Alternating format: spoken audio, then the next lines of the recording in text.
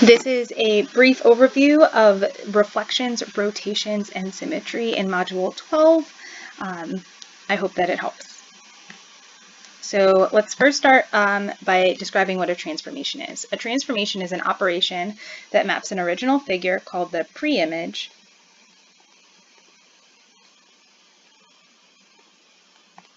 to a new figure called the image. And a transformation can change the size, the location, or the orientation of a figure.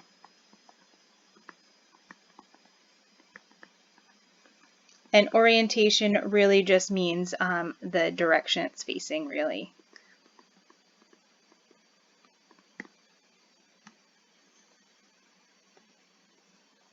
Okay, so a reflection is a blip over a line called, there's two names for it. It can be called the line of reflection.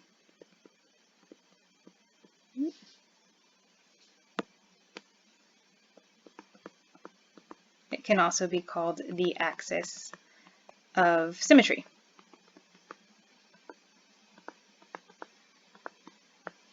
And that is that guy right there. Each point in its image are the same distance from the line of reflection. And possible lines of reflection include the x-axis or y-axis, vertical or horizontal lines in the form of x equals for vertical, y equals for horizontal, and diagonal lines in the form of y equals x or y equals negative x. So let's look at a few here. So when working with this one, we're going to reflect over the x-axis. So here is our x-axis right here. I'm going to scroll down a little bit. And there's kind of two ways we can work on this specific problem. So the first way is to count, I don't know why that is happening, to the axis and away from the axis, and make sure it's the same distance. So 1, 2, 3, 4, 5, 6, 7, and then count 1, 2, 3, 4, 5, 6, 7, 1, and 1. Okay. And then we can just determine those points. Or we can use a rule that tells us that when we reflect over the x-axis,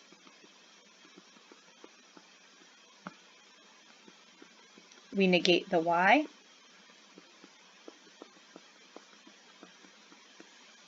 And when we reflect over the y-axis,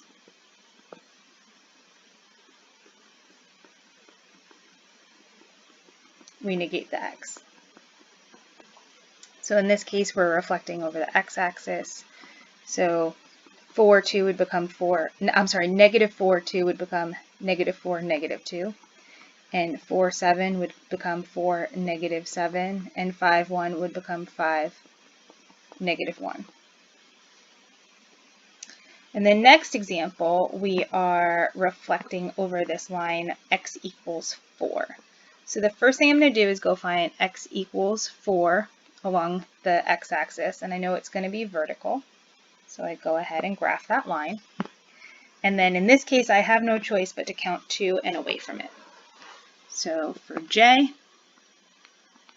I'm going to count 1, 2, 3 to it, and 1, 2, 3 away from it. So that gives me 7, negative 1.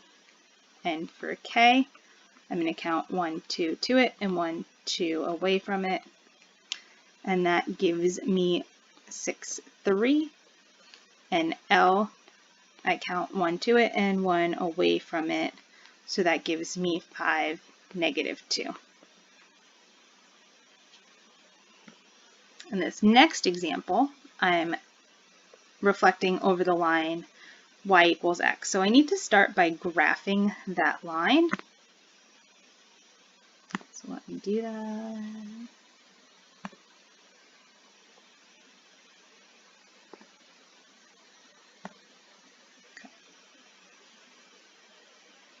So there is a line y equals x. And I can try to count diagonal boxes across this, but it's actually a lot easier if I use the equation of this line, because it tells me that y is x and x is y. So x prime, y prime, and z prime, I'm making my x my y and my y my x. So x would be -2, -5, y would be 4, -3, and z would be 1, -1. So to graph those,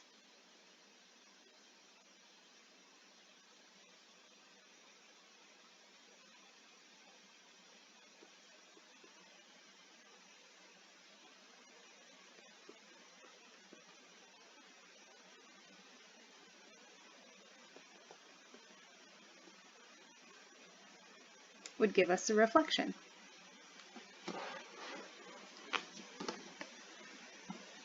And then in this example, you'll notice that the line is slightly different. We have y equals -x. So I'm going to go ahead and graph that line. It goes the opposite way. And again, I find it easier to use that equation of a line to our benefit. So for s prime, t prime, and u prime, I'm not only going to change the location of y and x, but I'm also going to change the sign. So -1, -6 becomes +6, +1. 0, -3 becomes 3, 0, because 0 doesn't have a sign. And 3, -4 becomes 4, -3. And then we can go ahead and graph those points.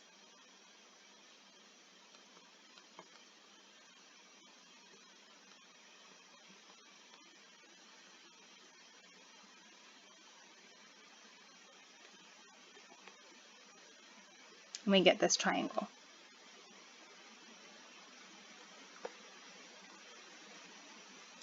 So we're next going to look at rotations. And rotations are a turn around a fixed point called the center of rotation. So this is our center of rotation.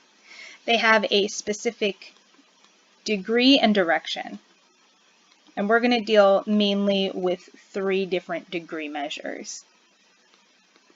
And we're going to always assume counterclockwise unless told otherwise. So a 90 degree counterclockwise rotation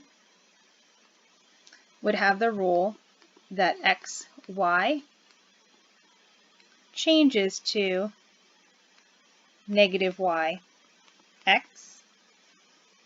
A 180 would have the rule that xy changes to -x, -y. And 270 counterclockwise would have the rule that xy changes to y, -x. Now I'm going to be honest, I don't use these rules very often. I would rather graph it on a piece of graph paper and turn it, and I'll show you what that looks like. So in this case, we are rotating 90 degrees counterclockwise. So I'm going counterclockwise, and I'm going to turn 90 degrees. So I'm going to take this and turn it once. That's a 90-degree rotation. And what I like to then do is write where that figure moved to. So I'm going to assume that this is my new coordinate plane, and A is now at -7, 2. B is at -5, 6. And C is at -1, 4. And what I'm going to do is put that back, and now I can graph those points easily.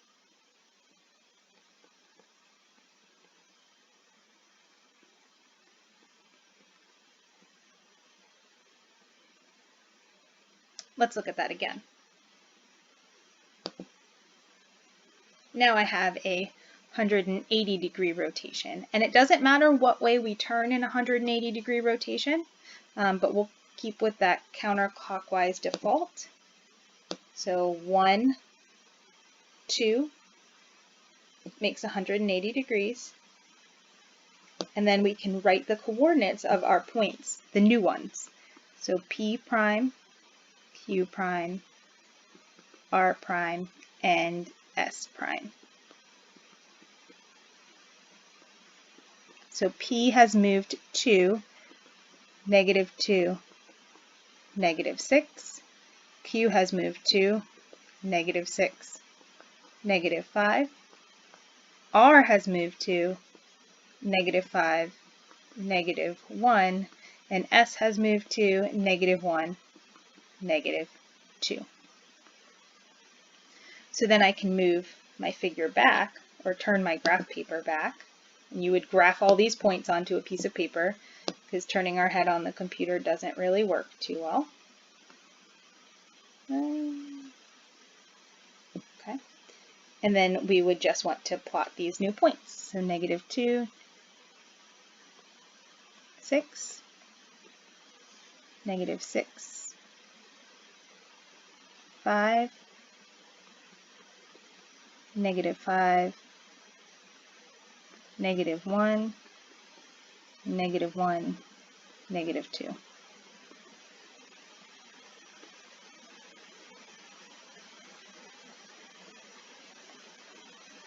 Okay. The last thing we're going to talk about in this lesson is symmetry. And we have 3 different types of symmetry we're going to look at. So we're going to look at line symmetry, which would allow us to reflect over that line. Point symmetry, which allows us to turn it or rotate it 180 degrees and it still looks the same. And rotational symmetry, which allows us to rotate it any number of degrees and it will fall on top of itself. The cool thing is if it has point, then it automatically has rotational.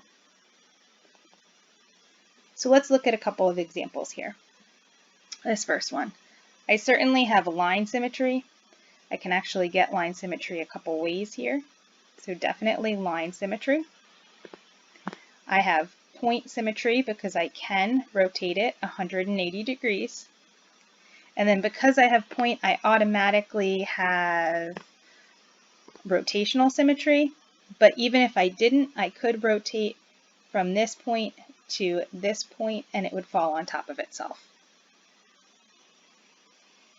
In this next example, if I try to reflect over a line here, it doesn't work. So no line symmetry. Even if I try to go this way or this way, it's close, but it doesn't work.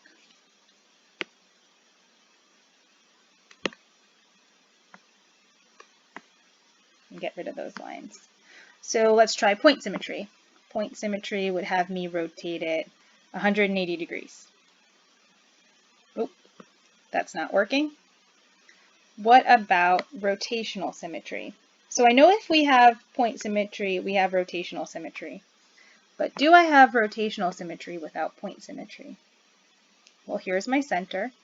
And if I rotate this piece onto this piece and that piece over here, I certainly do have a type of symmetry. And that is my rotational symmetry. And that would be a rotation of 120 degrees, or a rotational symmetry of 120 degrees. So that's it for reflections, rotations, and symmetry. Watch the next lesson to find out about transformations and dilations.